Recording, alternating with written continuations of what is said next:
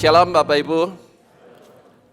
Pertama tentunya saya atas nama keluarga menyampaikan banyak terima kasih atas perhatian, dukungan, doa Bapak Ibu semua yang sudah dinyatakan pada saat anak saya dipanggil Tuhan. Nah, kesempatan ini tentunya saya ingin melanjutkan tentang kehidupan yang kekal. Sebab pada waktu yang lalu, pada waktu saya menyampaikan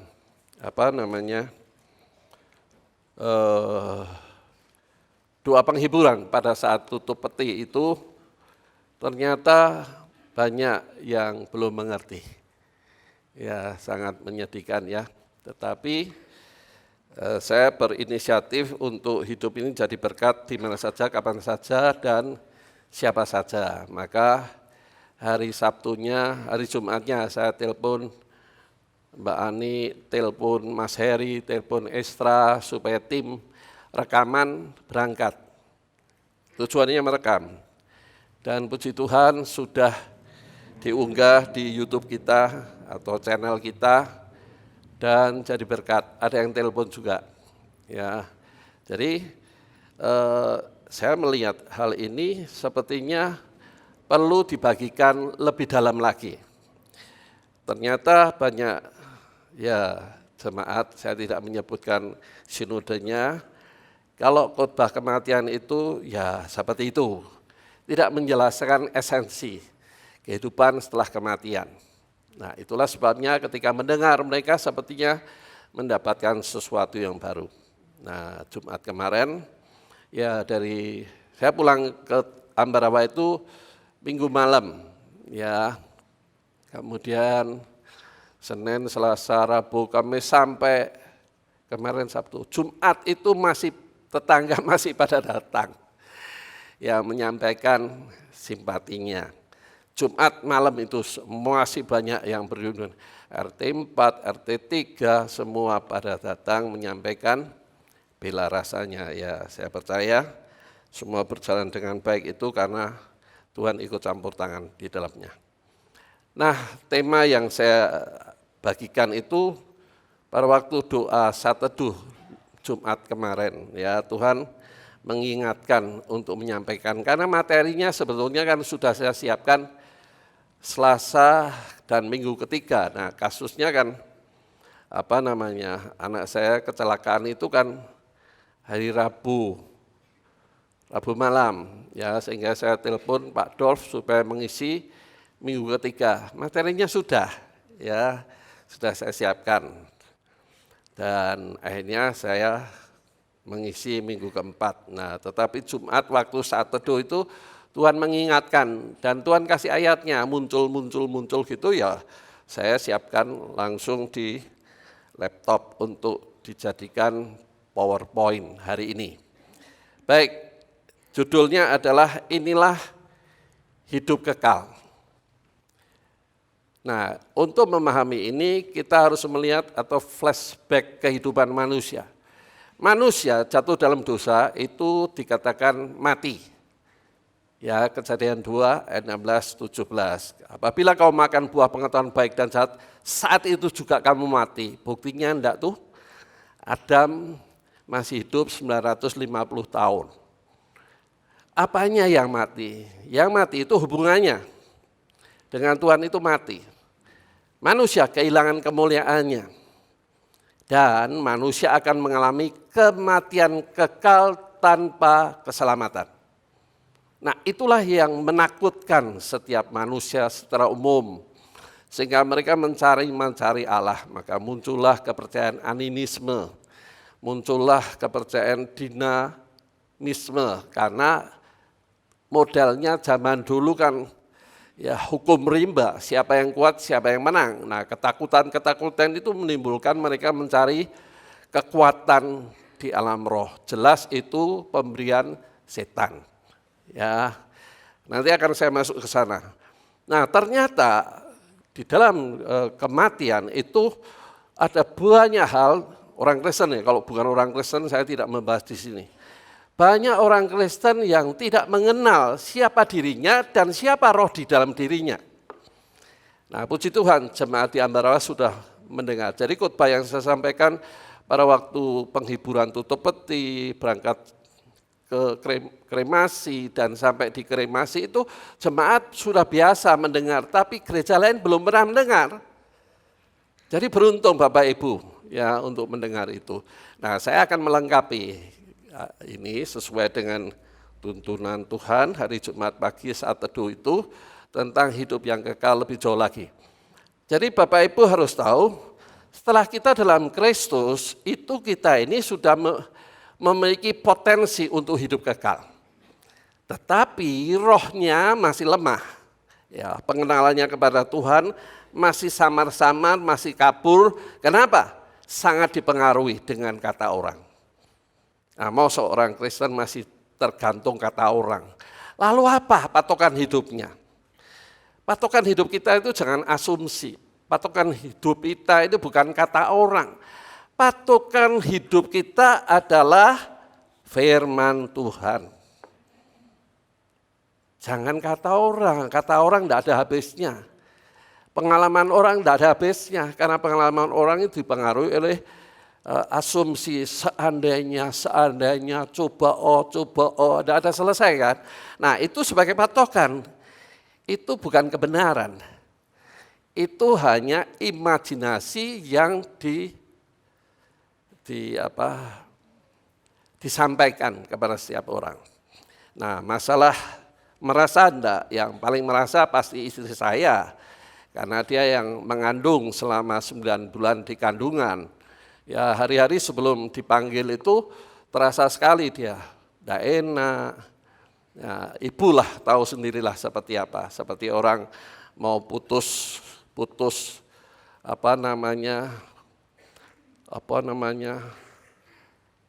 ASI ya. Putus ASI itu seperti apa? Ya, payudaranya tidak enak, sakit ya. Nah, itu ibu yang terasa. Tapi jangan itu sebagai patokan. Kalau enggak, berarti ini saya enggak peka. Bukan itu. Patokan kita tetap apa? Firman Tuhan. Nah sayang dong kalau kita tidak memperhatikan firman Tuhan. Ya. Jadi kita tahu bahwa manusia berdosa itu akan mengalami kematian kekal. Tanpa keselamatan. Jadi yang penting kan keselamatan. Keselamatan bukan hanya pengetahuan. Keselamatan itu dimulai dalam perjalanan hidup yang taat firman. Itulah yang membangun manusia kekal itu dalam diri kita. Jadi tanpa melakukan firman, kita ini seperti mengabaikan kehidupan kekal yang Tuhan sudah sediakan dalam hidup kita. Nah akibatnya apa? Ketakutan, khawatir, muncul macam-macam isu yang tidak masuk akal. Nah ini dasarnya, Yohanes 6 ayat 47. Saya bacakan, Yohanes pasal 6 ayat 47. Aku berkata kepadamu, sesungguhnya barang siapa percaya, ia mempunyai hidup yang kekal. Percaya mempunyai hidup yang kekal atau nanti akan mengalami menerima hidup kekal. Percaya menerima hidup kekal atau nanti kalau mati baru menerima hidup kekal. Yang mana? Ayatnya jelas kan. Bahwa kalau kita percaya kepada Tuhan Yesus sebagai juru selamat, maka ia mempunyai. Jadi saat percaya itu kita sudah mempunyai. Cuma kita tidak membangun kehidupan kekal dalam diri kita ini. Ya, ibadah hanya karena liturgi, kebiasaan. Ya, kalau liturginya berubah merasa asing, sesuatu yang aneh. Tidak, liturgi itu kan ciptaan manusia, jangan dibakukan. Yang baku itu adalah firman Tuhan. Itulah sebabnya ibadah kita ini selalu saya ingin ada terjadi perubahan-perubahan. Supaya kita jangan merasa itu yang baku dan ini yang tidak baku. Itu liturgi. Nah kalau kita selalu berkaitan dengan liturgi, maka kita menjadi agamawi, tapi tidak mengenal Tuhan. Nah celaka kan. Nah Lukas 17 ayat 22 itu jelas. Orang Farisi tanya kepada Tuhan, Tuhan kapankah kerajaan Allah itu datang? Maka Tuhan mengatakan kerajaan Allah tidak di satu tempat dan di tempat tertentu, tapi kerajaan Allah ada di antara kita. Berarti kerajaan Allah sekarang atau besok? Nah, itu benar itu. Jadi banyak orang bingung, pikirnya kerajaan Allah nanti kalau mati baru masuk ke kerajaan Allah. Enggak. Jadi selama kita hidup dalam dunia ini kita sudah mengalami kerajaan Allah. Kerajaan Allah isinya apa? Bukan soal makan minum. Kerajaan Allah berisi tentang kebenaran, damai sejahtera, dan sukacita. Kalau kita memiliki itu, 3 hal ini dikerjakan oleh Roh Kudus. Ya, maka kita sudah hidup dalam kerajaan Allah. Kapan itu? Sekarang. Nah, ini harus dipahami dengan baik. Itulah sebabnya kenapa saya disampaikan itu, kan Tuhan yang lebih tahu. Ya. Jadi kita sudah nangkap ya, hidup kekal sekarang atau besok. Nah, masih ragu-ragu, banyak yang tidak berani ngomong. Ya, hidup sekarang itu ada hidup manusia lahiriah. Manusia rohaniah kita dibangun, maka kita sudah memiliki hidup kekal itu sebetulnya. Manusia rohaniah itu dibangun dari taat firman. Makin hari makin kuat dan menghasilkan pertumbuhan rohani. Dan tentunya menghasilkan buah-buah. Mari kita masuk lebih dalam lagi. Nah, endingnya adalah seperti Yesus. Sebetulnya kita ini ditargetkan menjadi seperti Yesus. Dalam hal apa? Karakter, sifat, tujuan. Ya, karakter itu digambarkan dalam buah-buah roh. Buah roh itu hasil taat firman. Tidak mengikuti keinginan daging. Kalau hidup mengikuti keinginan daging, maka tidak akan menghasilkan buah roh. Nah, buah roh itu adalah gambaran sifat karakter Kristus. Lalu tujuan hidup apa? Tuhan Yesus mengatakan bahwa tujuan hidup kita adalah mengikuti kehendak Allah. Jadi kalau kita tumbuh rohaninya pasti hidup untuk mengikuti kehendak Allah. Ya, sekarang kita bahas hidup kekal dimulai sekarang itu. Nah, hidup kekal itu diberikan Tuhan dalam paket keselamatan. Yohanes 5 ayat 24. Pada saat kamu percaya, engkau menerima hidup kekal. Jadi banyak ayat yang mendukung ke arah sana, ya. Yohanes 5 ayat 24 itu jelas mengatakan tentang kehidupan kekal itu sebetulnya diberikan saat kita percaya. Yohanes 5 ayat 24, aku berkata kepadamu, sesungguhnya barang siapa mendengar perkataanku dan berkata kepada dia yang percaya kepada dia yang mengutus aku, ia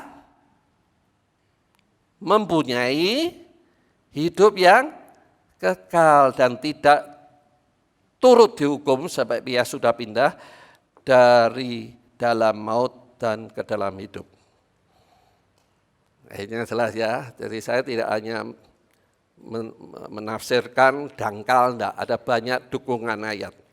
Kerajaan Allah sudah, hidup kekal sudah, barang siapa percaya. Jadi kita melihat orang percaya itu sebetulnya paket keselamatan sudah di dalamnya termasuk hidup kekal. Nah, ini yang terpenting sebetulnya, hidup kekal dibangun apabila hidup dalam pimpinan dan tuntunannya. Kalau Yohanes 10 ayat 28 itu menjelaskan bahwa hidup kita di dalam tangan Kristus. Tidak ada kuasa apapun yang akan merebutnya. Engkau akan menerima hidup kekal. Tidak bisa direbut. Artinya kan kita hidup dalam rencana dan kehendak Allah. Ya, hidup kekal bukan sekedar pengetahuan tapi pengalaman nyata. Sekarang kita ini milik Kristus, berarti hidup kita dalam genggamannya ini sama mendukung dalam ayat 10 pasal Yohanes pasal 10 ayat 28. Ya. Nah, Yohanes 14 ayat 8 itu menjelaskan bahwa kita ini ada dalam Kristus, kita ini milik Kristus. Jadi tidak ada kuasa maut itu bisa merebut kita. Amin. Nah, masih bingung. Ya, saya mengacu kepada Yohanes 10 ayat 28 aja. Tuhan memiliki kita, hidup kita di dalam tangannya, maka kita akan menerima hidup kekal. Sebab apa? Tidak ada kuasa apapun yang bisa merebut hidup kita di dalam tangan Kristus. Demit ora iso dulit setan ora. Nah, banyak yang masih takut setan kan? Aneh ya. Nah, itu kelihatan manusia rohnya sangat lemah. Nah, sekarang kita masuk penjelasan lebih luas dalam hal setan itu roh atau kelihatan. Masa ndak ngerti, ya roh toh. Roh cuma bisa menyaruh jadi orang tertentu dan seterusnya menyaruh. Setan adalah roh. Manusia hidup karena roh Allah. Roh Allah yang diberikan kepada manusia dan roh Allah yang menciptakan malaikat kualitasnya tinggi mana? Kualitasnya lebih mutu yang mana? Nah, kita harus tahu dong. Kita ini kan kualitas rohnya lebih tinggi daripada roh setan. Jadi kalau kita sadar ini, tidak bisa setan itu mengintimidasi kita. Saya memberi contoh beberapa tahun, 10 tahun yang lalu lah. Pada waktu kita doa siang di tempat ini, ada orang datang minta tolong. Mendoakan karena anaknya kerasukan terus. Di sekolahan itu kerasukan. Dari 1 orang menjadi 5 orang. Kerasukan ini modelnya nular gitu. Nah, saya kan bingung kan karena bukan seiman. Tapi kan harus ditolong. Maka saya ke rumahnya. Buka mata ya, jangan tutup mata. Saya tidak melakukan trik-trik sihir atau hipnotis. Buka mata, jangan ada tutup mata. Manusia ciptaan Allah bukan? Ciptaan Allah. Setan itu ciptaan Allah enggak? Bingung kalau itu karena enggak ada penjelasannya. Nah, saya menjelaskan kan. Malaikat itu diciptakan Allah pada mulanya untuk melayani Allah. Yaitu ciptaan Allah, roh enggak kelihatan. Nah, divisinya macam-macam. Ya, divisi yang sering memberi informasi itu pimpinannya Gabriel. Divisi yang untuk berperang melawan setan itu namanya dipimpin Mikael. Kemudian divisi pas pampresnya yang di tempat kemuliaan itu namanya Serap. Itu di Yesaya menjelaskan. Jadi itu semua ciptaan Allah. Tetapi yang pemimpin pujian itu Yesaya 12 menjelaskan bahwa mereka memberontak karena ingin duduk setara dengan Allah. Maka dibuang. Dan sepertiga malaikat mengikutinya. Itu Wahyu 12 menjelaskan. Ya, saya menjelaskan itu. Jadi kita ini kualitasnya lebih tinggi dari setan. Lah ngapain takut? Kemudian yang satu mulai lawan. Jangan mau dipengaruhi. Lawan. Akhirnya gini. Dan sampai hari ini tidak pernah minta tolong saya. Jadi orang yang tahu bahwa kualitas rohnya lebih tinggi dari kualitas setan, yaitu malaikat yang memberontak, itu tidak takut setan. Nah, kenapa bisa seperti itu, Pak? Karena dia tidak membangun manusia rohaninya, sehingga dia takut setan. Nah, contoh lagi, ini yang kita sedang susah itu isunya macam-macam. Udah pertama menantu saya ini kan bingung. Gimana Pi, udahlah nanti Papi hari Kamis pagi mau berangkat ke Temanggung. Oh, teman-teman pendeta itu sudah geger, kapan tutup peti ini, kapan dikubur, walah rembugannya urung kok wis geger. Jadi tekanan itu luar biasa sekali. Akhirnya saya telepon ke menantu saya. Gimana kalau Kamis sore nanti jam 6 tutup peti. Kemudian kita kuburnya hari Sabtu. Loh, katanya kalau Sabtu itu gue teman, saya ngomong sopo. Piye nek amben langsung tutup peti, langsung kubur piye. Jadi itu semua diciptakan manusia membuat tekanan. Udahlah percaya Papi. Nah, baru itu saya unggah gitu ya. Jadi orang meninggal pun isunya macam-macam. Terus ngomong, mati nih kecelakaan yo. Biasanya kecelakaan nih Roy, ijeh gentayangan kurang ajar kan. Wong susah dilengke bahwa rohnya itu gentayangan. Saya menjawab begini, Simpel saja. Roh kita ciptaan Allah, pemberian Allah. Amin. Nah, gitu sepakat. Nek ndak malah bingung. Saya ngajari bingung. Roh manusia itu pemberian Allah. Kalau itu kita fisiknya hancur mati, rohnya kembali kepada siapa? Ya benar itu kan. Masa ija gentayangan? Apa Tuhan, ya wis kono oleh, kowe dalan-dalan sih, kaya Tuhan itu tidak berkuasa. Kayak manit kan, besi ketemu manit, jarum aja lah, ketemu manit, bagaimana caranya? Cep kan langsung kembali kan. Nah masa gentayangan, kau Tuhan ini orang, ya wis kono, weden-wedeni wong sih, masa Tuhan seperti itu. Nah ini kan konsep konyol yang sebetulnya dibangun oleh kata orang. Terus sudah gitu, mendekat peti jenazah, aku merinding wedi atau rohnya di situ? Coba jawab, ini kan penting. Kalau Anda nanti akan pada waktu saat tertentu Anda kehilangan seseorang, Anda akan mendengar isu-isu seperti itu. Lalu gimana Anda merespon itu? Aku merinding karena wedi kan? Ojo dianggap kuwi roh isine ngono, kan ora kenal Tuhan. Nek wong ngomong siji Kristen ora tak gubris. Wong Kristen sing ngomong. Piye Dal? Anda tahu orang yang meninggal pesawatnya meledak itu DNA keluarganya diambil untuk dicocokkan dengan serpihan tubuh itu. Anda berani melihat serpihannya? Tidak boleh, sama polisi tidak boleh, karena itu akan menimbulkan trauma. Jadi meninggal itu bukan caranya, tapi kemana kita pergi itu yang menentukan. Kalau kita dalam Tuhan itu pasti kembali kepada Tuhan. Jangan dikembangkan 40 hari dulu sehingga harus ada baston 40 hari. 100 hari dulu baston 100 hari. Itu siapa yang ngembangkan? Tidak ada itu dalam Alkitab. Wong-wong wedi dhewe kok ngomong ke aku krasa roh jane ngene kurang ajar kan? Kowe kan wedi, nek kowe wedi aja dikaitkan dengan orang yang meninggal, dikaitkan dengan kebenaran bahwa roh orang mati itu langsung kepada Tuhan, tidak gentayangan. Nah, maka diciptakan lagi, ada 7 pintu gerbang, maka kamu harus pakai 7 pakaian.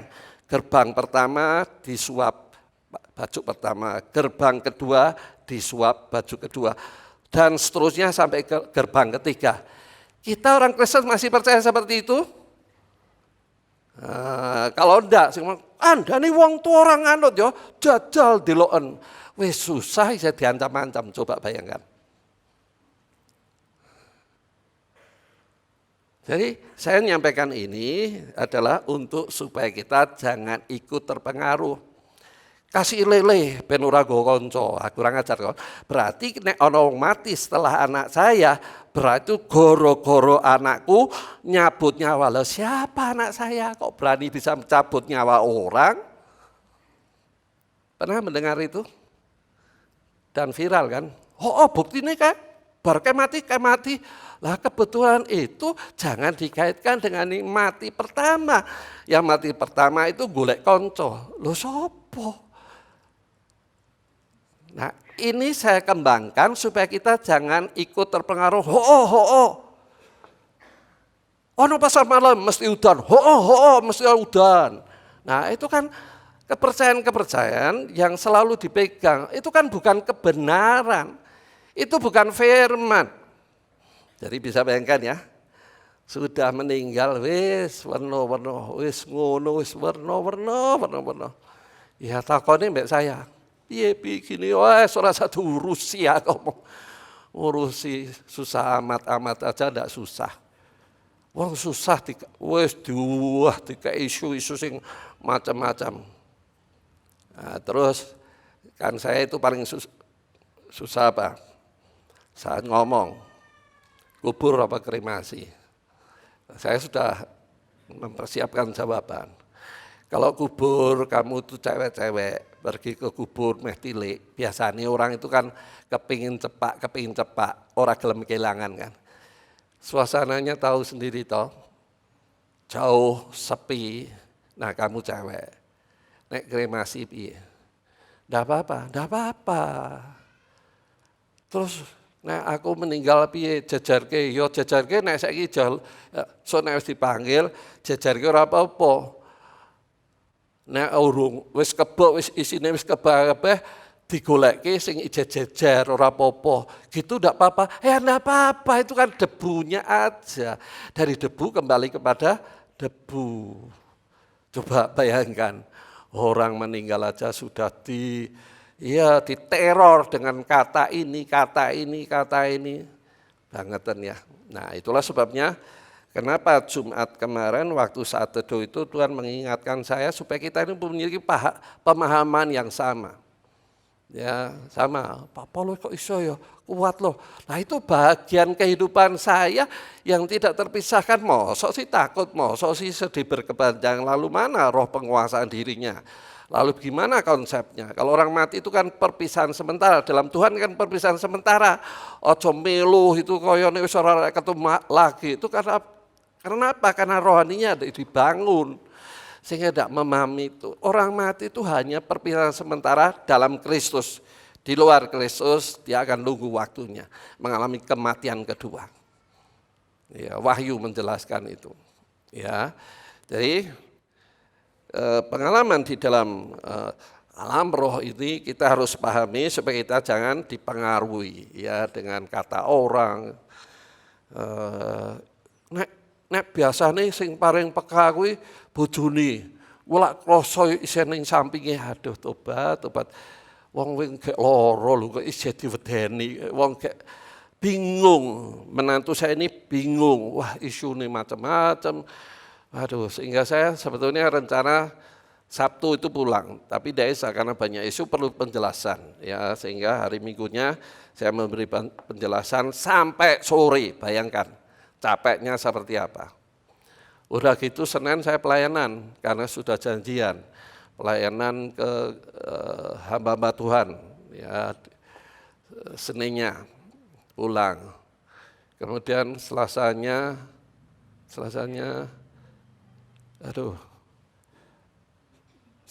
pergi lagi. Karena kepingin itu dikasih tulisan ukiran, sedangkan kalau ditutup itu kan tidak bisa. Ya, sehingga harus lagi ke Temanggung. Ya, jadi bisa bayangkan sekarang kembali ke firman Tuhan saja. Ya, jadi Lukas 13, 4 dan 5 mengatakan, Tuhan ngomong, apakah orang yang mati karena roboh itu lebih sengsara daripada hidupmu? Tidak, bertobat itulah baru kamu bisa merasakan hidup kekal. Jadi yang penting kan pertobatan. Pertobat dari apa? Kata nenek moyang, kata orang, kalau orang pinter, kata dunia. Itu yang harus kita tinggalkan. Itu artinya bertobat kan, tidak lagi berpedoman, berpegangan kepada kata orang. Tapi mari kita berpegangan kepada firman, kata firman. Itu yang terpenting. Ya, jangan wah mati ning ngene iki biasa ning ngene, wah mati ning ngene iki ora penak. Sekarang saya bertanya, supaya ini saya tidak menuduh ya, saya hanya menjelaskan supaya kita memiliki pemahaman yang sehat sama seperti yang Tuhan katakan. Orang dunia yang mati enak tanpa sakit, ada enggak? Tuh, maksud enggak pernah mendengar? Orang dunia maksudnya bukan orang Kristen. Ada enggak mati enak? Enak yo mati ngono, ora lara barang. So nek iso aku mati ya kok ngono. Pernah enggak tetangganya mati tanpa sakit? Jamin masuk surga enggak? Nah itu dia. Jadi mari kita pahami itu dengan baik. Jadi bukan caranya orang mati. Tapi mati dalam Tuhan atau bukan. Nah itu kan yang terpenting. Ya kalau kita mati dalam Tuhan, modelnya seperti apa? Enggak masalah. Yang jelas ketika dia hidup, dia harus membangun kehidupan rohaninya. Ya biasa kan Selama 3 minggu berturut-turut itu William karena tidak ada kerjaan sehingga bisa ibadah di sini. Nah minggu terakhir itu berarti minggu keduanya. Biasa pulang dia kepingin makan bersama keluarga. Setelah makan di rumah. Nah di rumah wah Rian dikasih video telepon video call itu supaya ikut bergabung rame. Saya sampai ngakak-ngakak William ini ngomong gini, kapan meneh nyenengke wong tua iso guyu ngakak kaya ngono. Saya masih ingat sekali, kapan meneh nyenengke wong tua ngasih wong tua iso guyu ngakak-ngakak. Kenapa?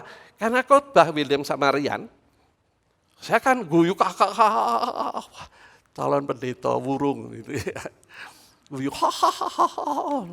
Nah, William jawabnya gampang, ya simple, spontan. Kapan menehnya nangke wong tua, ngasih wong tua iso guyu-guyu gitu. Tidak tahu Rabunya pulang, ya syok. Sepanjang Rabu itu ya saya tidak bisa tidur. Pikiran apa? Ada 3 anak yang masuk perguruan tinggi. Daniel sudah 2 tahun, dosen setahun. Dan yang kecil ini, si Jonathan ini akan masuk, sudah bayar semua itu. Mikir kan, bayi mesti mikir kan, sing bayari siapa? Ya, jadi bisa bayangkan beban yang saya alami saat itu, tapi karena Tuhan saya bisa ada sampai hari ini. Ya, jadi jangan kita terpengaruh kata orang. Oh nek matinya ini berarti ini mati ini kan kintir, mati kintir itu paling medeni memang. Melempung kaya iwak kan. Pernah melihat? Ojo bayangke wis aku ora cerita meneh. Ya. Kapan Pak hidup kekal dimulai? Percaya, saat percaya. Percaya itu adalah belief dan pisteuo, bukan pistis. Kalau pistis percaya, setan pun percaya Yesus itu Tuhan. Tetapi pisteuo itu artinya mempercayakan hidup sepenuhnya dalam tuntunan dan bimbingan, itu yang penting. Jadi bukan sekedar percaya Yesus juru selamat, tapi mau tidak mempercayakan hidupnya. Kalau kita tidak mau mempercayakan hidupnya, berarti kita masih berpegang pada apa yang kita miliki atau apa yang kita tahu. Ya tidak akan mengalami pertumbuhan kehidupan rohani dalam dirinya. Berarti tidak membangun kehidupan kekal. Kenapa? Kalau orang percaya tapi tidak hidup dalam terang, berarti dia hidup dalam gelap dong. Ya. Jadi kita harus memahami kekristenan bukan sekedar agama, memang diakui pemerintah sebagai bagian agama.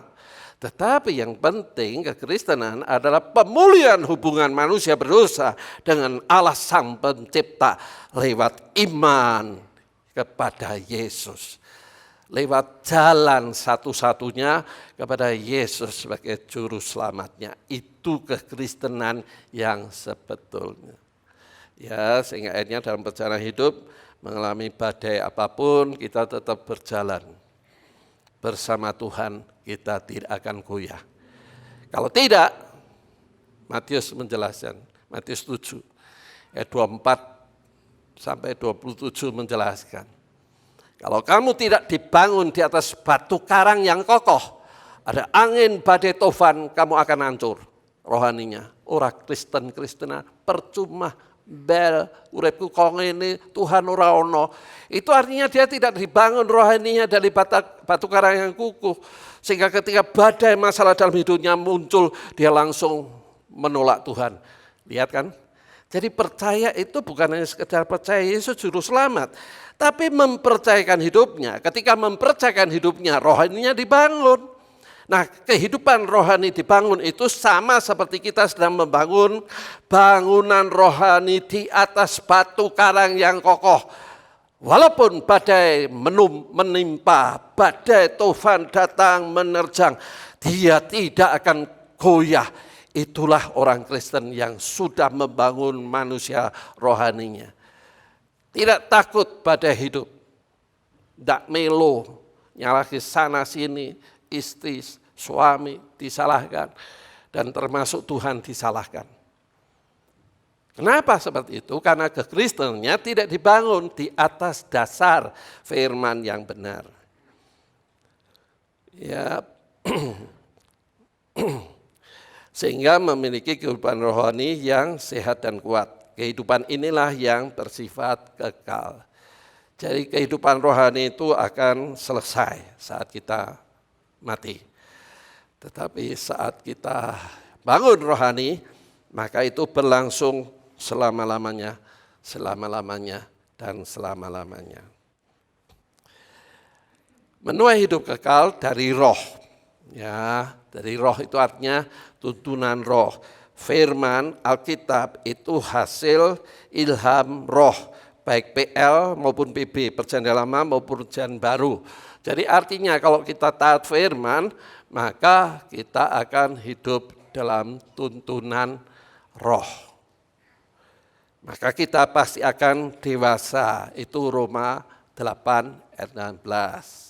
Ya, jadi kalau kita hidup dalam tuntunan firman roh, maka kita dikatakan akan dewasa, huyos, dewasa, bukan bayi rohani.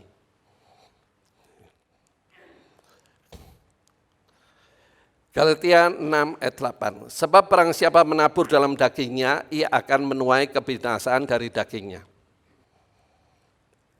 Tetapi barang siapa menabur dalam roh, ia akan menuai hidup yang kekal dari roh itu. Cerita lagi ini, soalnya menantu saya kan bingung. Ya bingungnya apa, kok Tuhan izinkan sedang senang-senangi hidup dalam kehidupan berkeluarga, senang-senangi. Soalnya dulu tidak pernah senang. Apa artinya hidup dalam keluarga tidak pernah senang? Nah bersama anak saya ini kayak senang-senangi. Kok itu sudah diteror. Kayak kudu kayak inganu. Mutiara, pitu, ben gampang mlebune. Kemudian sepatunya orang untuk kulit, kudu cat. Apa zaman biar ono produksi cat? Sampai sekarang dipertahankan harus pakai cat. Wes ora durusi. Nek durusi engko kacamatane digawa, engko alkitabe dingene. Wong bar iki dibakar dadi debu abu, ngapain? Ora usah dirungokke. Wong ki jan banget tenan. Wong kayak susah diteror kono. Bisa bayangkan? Besok kudu ngene. Wong tua kan rumangsane pintar gitu ya, pengalaman. Tapi itu semua bertentangan dengan firman Tuhan. Menantu saya kan bingung. Piye ini wis ora usah rungokke. Udah suara itu masukkan lubang telinga kiri, keluarkan lagi ke telinga kanan. Orang tok sepatu kulitnya anyar, mereknya terkenal mana? Ora apa-apa dibakar wae. Nek saya arek ngomong, wis kaki anake, nek ora gelem tangguh aku, kegeden saya kan. Anak saya 43, saya 40. Ya. Wis bakar wae. Timbang kita nangis meneh. Kita nangis meneh.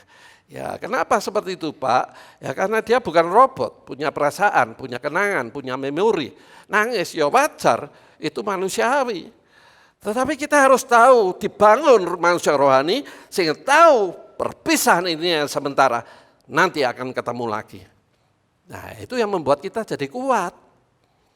Kalau enggak melo nangis terus, nangis, wong cerita nangis, kapan rampungnya? Bangkit, kerja, masih ada anak-anak yang perlu dibimbing, diarahkan. Nah, gitu kan. Nanti sore mau datang. Nek kesel ora sah. Enggak, saya mau datang. Ya, ora apa-apa. Yohanes 4 ayat 36. Sekarang juga penuai telah menerima upahnya dan ia mengumpulkan buah untuk hidup yang kekal.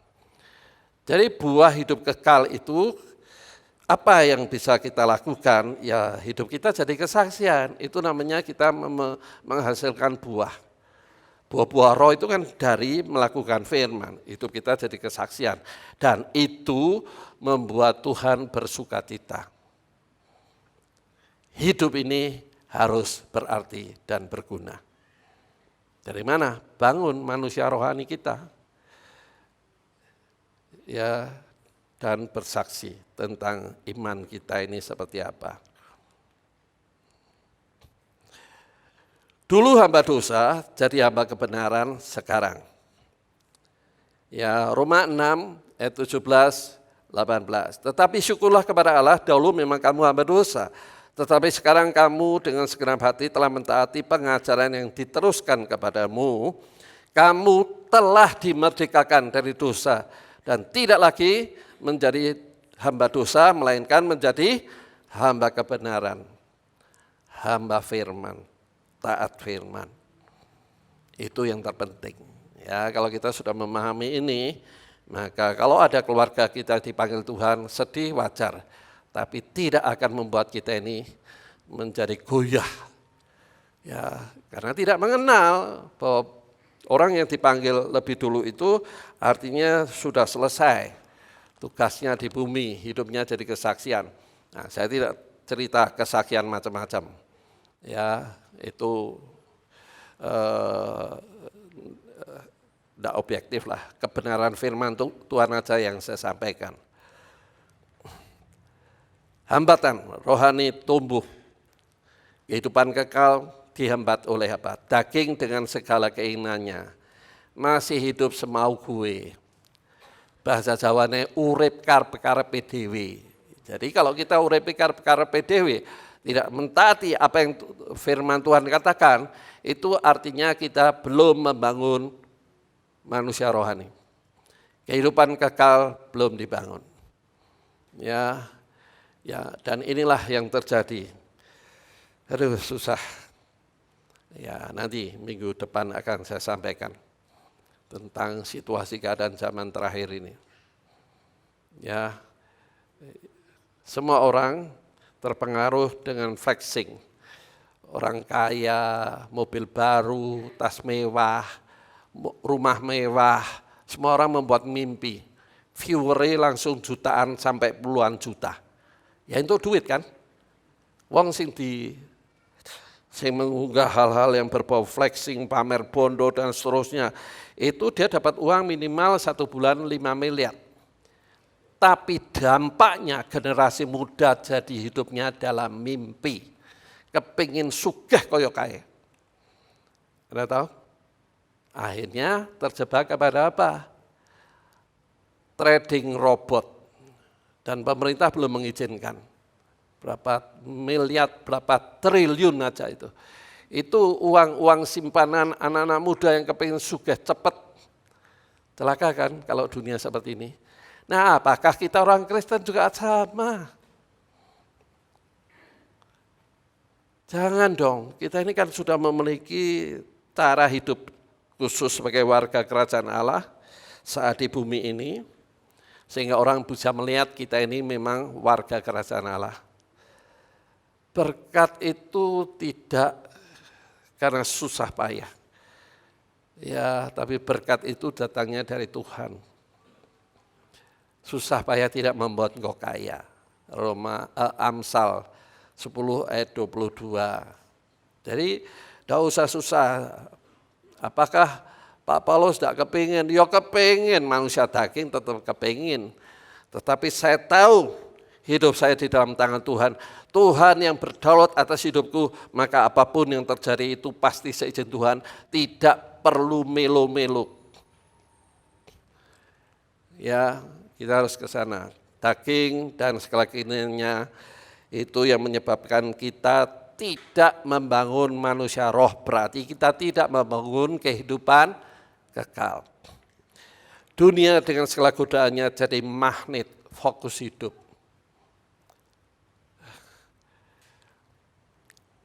Waktu orang pada datang, salah satunya ada seorang dari gereja Semarang ngomong sama saya kenalan di situ, kenalan kemudian ngobrol. Dia menceritakan tentang teman anaknya dan temannya. Anaknya itu fokusnya kepada olahraga dan orang tua-tua itu tanya, anakmu kok apik, piye carane didik? Nah, saya tidak menjelaskan olahraganya apa, tetapi yang jelas dia menceritakan anaknya itu sama dia hubungannya seperti saudara, seperti teman. Jadi guyon gojek itu sama anaknya. Jadi orang tua itu hubungannya akrab. Sehingga akhirnya anaknya cerita kepada ayahnya tentang teman-temannya, teman satu angkatan, mungkin satu sekolahan dulunya. Kalau ketemu itu beng gresulo, aku ora keturutan ya, urip ki ora ana gunane. Apa toh? Keturutan apa? Dunia malam, dugem. Jadi kalau tidak keturutan, dia merasa hidup tidak berarti. Coba bisa bayangkan, generasi muda banyak seperti itu. Ya, itu karena dia biasa orang berduit, sehingga kalau tidak punya duit bingung dia. Enggak Pak, saya juga punya teman-teman yang kumpulnya di Kucingan, berarti kelas bawah gitu ya. Podo Pak. Ngomongnya yang ngono. Kapan aku bisa duwe iki? Kapan aku duwe iki? Jadi memori generasi muda itu kebanyakan kepinginnya sugih. Piye carane sing penting sugih. Nah, itu pengaruh. Nah, nanti minggu depan saya sampaikan kondisi dunia sekarang seperti apa. WHO yang ngomong. Dan yang ngomong ini bisa dipertanggungjawabkan. Jadi saya kasih tahu ya, 20% generasi muda itu sudah mengalami sakit jiwa. Apa wujudnya nanti video klipnya tak tayangkan minggu depan ya. Dunia dengan segala godaannya jadi magnet fokus hidup. Dan setan dengan segala konsep mistiknya yang diterima dari nenek moyang. Dan orang Kristen pun menjadi semacam sponsor untuk mengembangkan. Ki bar iki ngene, ngene sebar. Aja kaki kono meneh. Soale biasane manjing ning kono. Teko ning kono meneh. Kan kurang aja. Sing ngomong nek wong siji wong Kristen ora tak dengarkan. Tapi orang Kristen membuat menantu saya itu bingung. Wis tenang wae, percaya omongane papi. Bener papi. Ora usah diurusi. Kalau diurusi tidak ada habis-habisnya. Neng anut kan seneng kan dianut. Biasanya wong anut itu dro-dro. Makin menjadi-jadi. Ngene kudu ngene. Aduh. Nah, terus saya ngomong, ya tempat letak abu itu jangan dikasih tempat untuk berdoa, jangan ya. Karena isu yang beredar, ngomong, iki urung ana wong Jawa Tengah sing ilmu kaya Willem. Piye caranya ilmune aku iso jikuk. Bahaya kan? Datang dia bisa ngangsu kawruh. Wil bagi ilmu nih kagak aku, Wil ben aku ya pintere kaya kowe Wil. Bisa kan? Jangan ya. Kasih tempat Yungswa atau apa, jangan polosan, jangan kasih apa-apa. Karena kiri kanannya ada. Kan saya dikasih video klipnya. Ini tempatnya di sini neng anu ke sini ya baik. Kiri kanannya itu ada. Jadi disembayangi supaya ilmunya. Coba bayangkan itu. Orang meninggal aja keluarganya masih dipengaruhi dengan hal-hal seperti itu. Membuat tidak tenang, wes tenang aja, fokus, pokoknya piye carane mikirke masa depan anak-anak, udah itu aja. Jangan percaya hal-hal seperti itu. Itu bukan orang biasa loh, orang Kristen. Anda tahu di Semarang itu ada pendeta besar itu meninggal, tiap hari sampai malam itu banyak di kuburannya, supaya urapannya ke sini. Orang Kristen itu, bisa bayangkan kan? Kristen ini model apa itu? Wong roh kembali langsung ke surga. Seorang gentayangan. Aduh, tobat. Nah, itulah sebabnya saya tidak mau sebagai gembala sidang di tempat ini mengajarkan hal-hal seperti itu. Menyebabkan jemaat tidak ngerti tentang kehidupan rohani yang sehat. Rohani tumbuh, hidup kekal dimiliki, karena firman jadi bagian hidupnya. Pikiran, perasaan, dan kehendaknya. Kesusahan dan pergumulan hidup tidak membuatnya tenggelam, terpuruk, dan salahkan Tuhan. Tadi sudah saya singgung ya. Walaupun badai, angin topan datang, tetap tidak tergoyahkan. Bangkit dan jalani kehidupan, jalani kembali kehidupan. Tujuan hidup ini harus berbuah. Amin. Pemain musik naik. Kesimpulan, hidup kekal dibangun saat dalam dunia sekarang ini. Jadi bukan nanti ya. Yang ditinggal kita ini adalah tubuh lahiriah. Kehidupan kekal itu hasil melakukan firman. Ya, hidup kekal dimulai setelah beriman kepada Yesus sebagai juru selamatnya. Hidup kekal adalah kehidupan rohani yang dibangun sekarang. Kita baca bersama yang biru ya.